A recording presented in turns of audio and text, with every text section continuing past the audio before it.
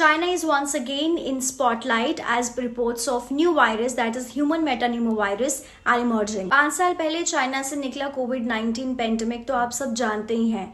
तो वापस से ये जो वायरस है HMPV वायरस जो कि एक नया वायरस है, it is raising the concerns specially among the children and elders. China के हॉस्पिटल्स में भारी भीड़ इकट्ठे हो चुकी है जो कि इस वायरस से ग्रस्त हैं और उसमें सबसे पहला जो कंप्लेन आ रहा है वो है रेस्पिरेटरी इलनेस का। आइए जानते हैं कि ह्यूमन मेटान्यूमोवायरस है क्या। इसका जीनस है मेटान्यूमोवायरस और इसकी फैमिली है न्यूमोविरिडी। इसको सबसे पहले आइडेंटिफाई किया था डच साइंटिस्ट ने इन 2001 who was studying the respiratory illness in children. और कहा जाता है कि ये ग्लोबली बहुत सालों से सर्कुलेट कर रहा है और एक बहुत बड़ा कारण माना जाता है आपकी रेस्पिरेटरी एलिमेंट्स का। HMPV एक कंसर्न क्यों है? क्योंकि चाइना के हॉस्पिटल्स में ढेर सारे जो बच्चे हैं वो एडमिट हुए हैं अपने रेस्पिरेटरी इश्यूज के साथ।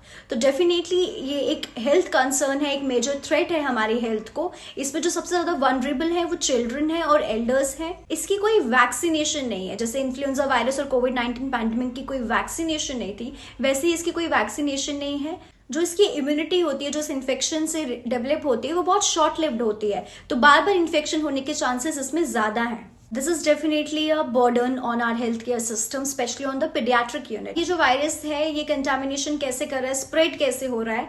ये ड्रॉपलेट से, जो आपकी कफ से जो या नेजल ड्रॉपलेट है या खांसते हुए जो आपके ड्रॉप्स गिरते हैं उससे ये स्प्रेड होता है। दूसरा, अगर आप डायरेक्ट कांटेक्ट में आते हैं किसी इन्फेक्टेड इंडिविजुअल से, उससे आपको इमीडिएटली हो सकता है। और तीसरा, जो कंटामिनेटेड सरफेसेस हैं, अगर आप एक ही इन्वायरमेंट शेयर कर रहे हैं तो जैसे जो इन्फेक्टेड पर्सन है उसने कहीं भी वॉल पे हाथ लगाया या टेबल पे हाथ लगाया तो उन चीजों के कांटेक्ट में आने से भी ये वायरस स्प्रेड होता है। अब इसके सिम्टम्स हैं वो कोविड-19 या इन्फ्लुएंजा के सिम्टम्स से बहुत मिलते जुलते हैं, जैसे कि कफ, fever, nasal congestion.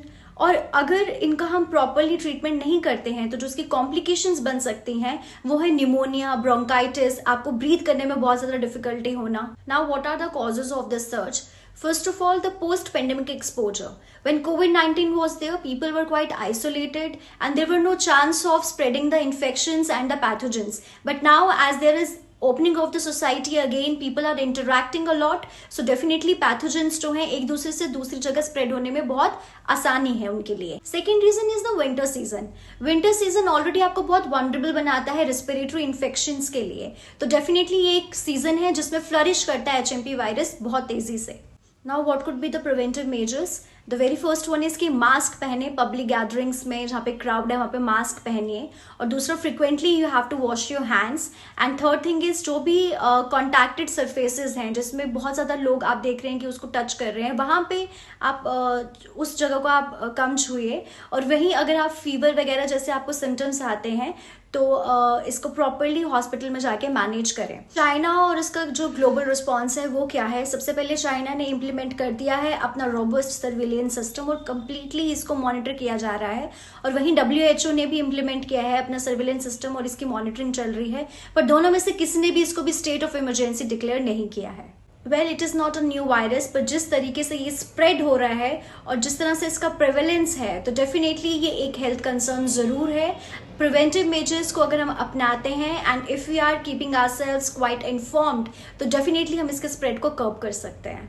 Thank you.